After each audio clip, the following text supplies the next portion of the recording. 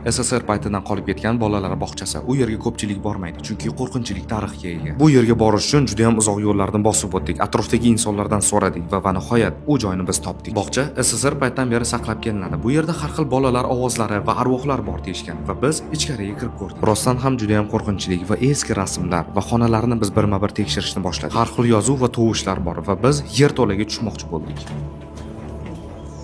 Ha, biz rostdan ham qo'rqdik va sekin pastga tushishni boshladik. Bu ovoz chiqarmaydigan eshik-ku bu. Bog'chada nima qiladi bunaqa narsa?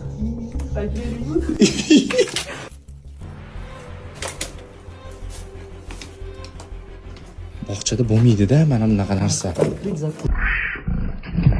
Yerto'la xonalarni birma-bir tekshirishni boshladik. Qorong'u va juda ham qo'rqinchlik. Sovet paytidagi yozuvlar.